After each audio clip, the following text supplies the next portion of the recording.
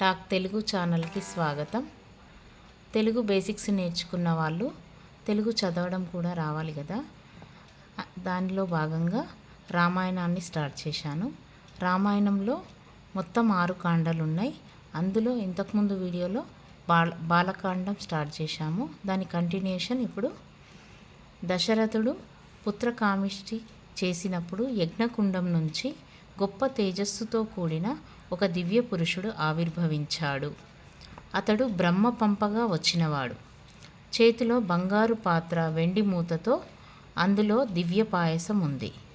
దాన్ని దశరథునికి అందించాడు. ఈ పాయసం సంపదలనిస్తుంది, ఆరోగ్యాన్ని పెంపొందిస్తుంది, అన్నింటిని మించి సంతానాన్ని ప్రసాదిస్తుందన్నాడు. పేదవానికి పెన్నిది దొరికినట్లయింది దశరథునికి. అతని మనస్సు ఆనంద తాండవం చేసింది. దివ్య పాయసాన్ని తన భార్యలైన కౌసల్య, సుమిత్ర, కైకేయిలకు పంచాడు. సంవత్సర కాలం గడిచింది. చైత్రశుద్ధ నవమి నాడు కౌసల్యకు శ్రీరాముడు జన్మించాడు. దశమి నాడు కైకేయికి భరతుడు, సుమిత్రకు లక్ష్మణ, శత్రుఘ్నులు జన్మించారు. ఈ వార్త విన్న అయోధ్య ఆనంద సంద్రమైంది. రామలక్ష్మణ భరత శత్రుఘ్నులు శుక్లపక్ష చంద్రునిలా పెరుగుతున్నారు. వేదశాస్త్రాలను అభ్యసించారు.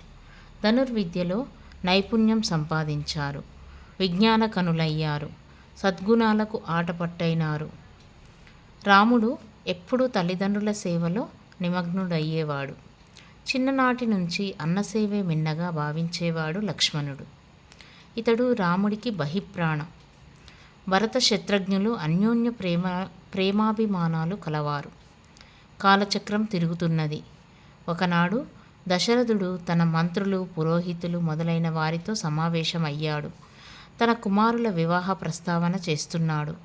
సరిగ్గా అదే సమయంలో అక్కడ అడుగుపెట్టాడు మహా తేజశాలి అయిన విశ్వామిత్ర మహర్షి. సృష్టికి ప్రతిసృష్టి చేయగల సమర్థుడతడు. దశరథుడు ఎదురేగి సాదరంగా స్వాగతించాడు. అతిథి దేవో భవ. అతిథి మనకు దేవునితో సమానం.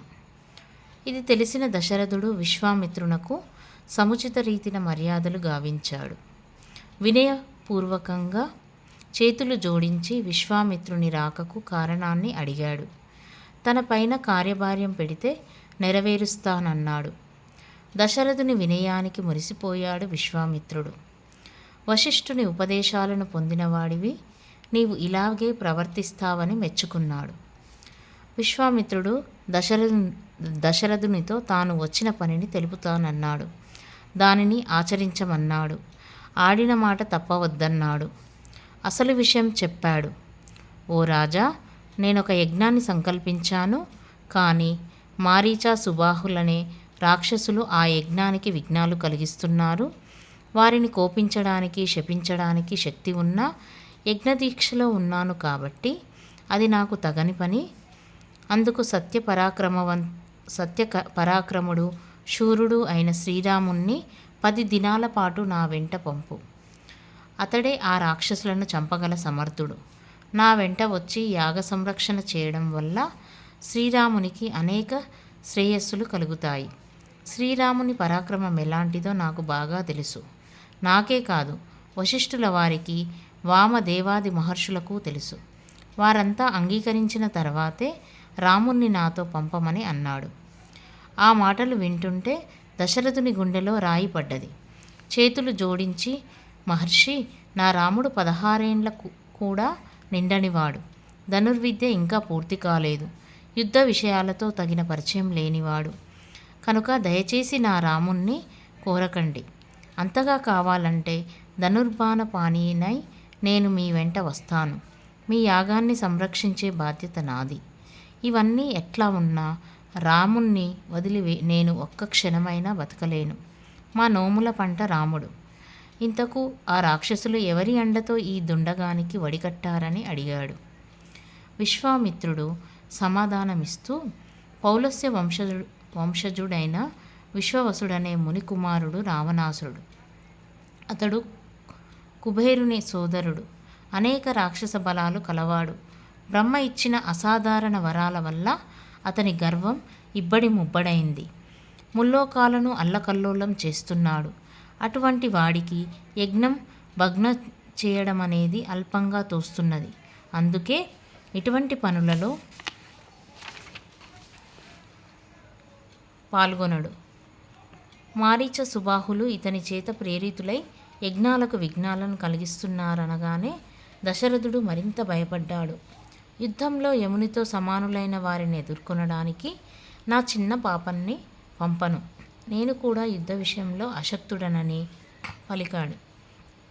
దశరథుని మాటలకు విశ్వామిత్రుడు అగ్గి మీద గుగ్గిలమైనాడు. ఇచ్చిన మాట తప్పడం మీ ఇంటా వంట లేదు. నీవందుకు సిద్ధపడితే రిక్తహస్తాలతో తిరిగి వెళ్తాను. మీరు సుఖంగా ఉండండి అన్నాడు విశ్వామిత్రుడు. పరిస్థితి తీవ్రతను గమనించాడు వశిష్ఠ మహర్షి. ఇచ్చిన మాట నిలబెట్టుకోమని దశరథునికి హితవు పలికాడు. మాట నిలబెట్టుకోని వానికి ధర్మకార్యాలను ఆచరించిన ఫలం నశిస్తుందని హెచ్చరించాడు. వివిధాస్త్ర ప్రయోగదక్షుడైన విశ్వామిత్రుడి వెంట రాముణ్ణి పంపడంలో సంశయానికి తావుండకూడదన్నాడు. రాముణ్ణి పంపితే మేలు జరుగుతుందని శుతిమెత్తగా సూచించాడు. వశిష్ఠుని హితవచనాలకు దశరథుడు తలొగ్గాడు. రామలక్ష్మణులను పిలిపించాడు. కౌసల్యతో కలిసి ఆశీర్వదించాడు. ప్రశాంతమైన మనస్సుతో విశ్వామిత్రుడికి అప్పగించాడు. విశ్వామిత్రుని వెంట ధనుర్ధారి అయి రాముడు నడుస్తున్నాడు. లక్ష్మణుడు అనుసరిస్తున్నాడు. సరయూ నది తీరం వెంబడి చాలా దూరం ప్రయాణించారు ముగ్గురు. తరువాత రామలక్ష్మణులకు బల అతిబల విద్యలను ఉపదేశించాడు విశ్వామిత్ర మహర్షి. వీటి ప్రభావం వల్ల అలసట, ఆకలి దప్పికలుండవు. రూపకాంతులు తగ్గవు. నిద్రలో ఉన్న ఏమరుపాటుతో ఉన్న రాక్షసులేమీ చేయలేరు. ముల్లోకాల్లో ఎదురెట్టి నిలిచేవారు ఉండరు. రాముడు గురుసేవలో నిమగ్నుడయ్యాడు. విశ్వామిత్రుని పాదాలొత్తాడు. సేవలు చేశాడు. సరయూ నది తీరంలోనే వాళ్ళు ఆ రాత్రి నిద్రించారు. తెల్లవారుతోంది. విశ్వామిత్రుడు రామలక్ష్మణులకు మేల్కొల్పు పలికాడు. కౌసల్య సుప్రజ రామ పూర్వ సంధ్యా ప్రవర్తతే ఉత్తిష్ట నరశార్దూల కర్తవ్యం దైవమాహ్నికం. కౌసల్యాదేవి సత్సంతానమైన ఓ రామ, తూర్పున ఉషక్కాంతులు ప్రసరిస్తున్నాయి. నిద్రలేచి నిత్యకర్మలను ఆచరించమన్నాడు. గురువాక్యం శిరసా వహించాడు రాముడు. లక్ష్మణునితో కలిసి మళ్ళీ ప్రయాణం కొనసాగింది. సరయూ గంగా నదుల సంగమ ప్రదేశాన్ని చేరుకున్నారు. అక్కడి విశేషాలను గురుముఖత తెలుసుకున్నారు. జ్ఞానాన్ని పొందడంలో నిరంత అప్రమత్తులై ఉండడం ఉత్తమ విద్యార్థుల లక్షణం. ప్రయాణం సాగుతున్నది. మలద, కరుష అనే జనపదాలకు చేరుకున్నారు. ఇంద్రుని అనుగ్రహ విశేషం చేత ఈ ప్రాంతాలు ధనధాన్యాల సమృద్ధిని కలిగి ఉండేవి. కానీ తాటక అనే యక్షిని ఈ ప్రాంతాలకు వచ్చి విధ్వంసాన్ని సృష్టించింది. పుట్టుకతోనే 1000 ఏనుగుల బలం కలిగిన ఈమెను ఎవరూ ఎదురించలేకపోతున్నారు. అగ్నికి ఆజ్యం తోడైనట్లు ఈమెతో పాటు ఈమె కుమారుడు మారీచుడు విరుచుకుపడుతూ ఈ జనపదాలను అతలాకుతలం చేస్తున్నాడు.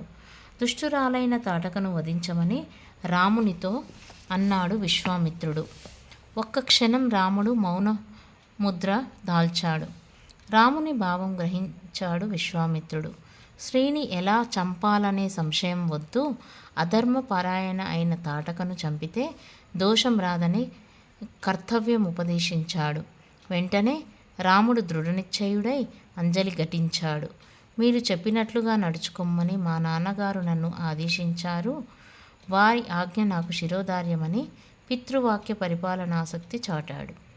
అలాగే గురువు ఆజ్ఞను పాలించడం శిష్యునిగా తన కర్తవ్యమని భావించి తాటక వధకు ఉద్యుక్తుడైనాడు.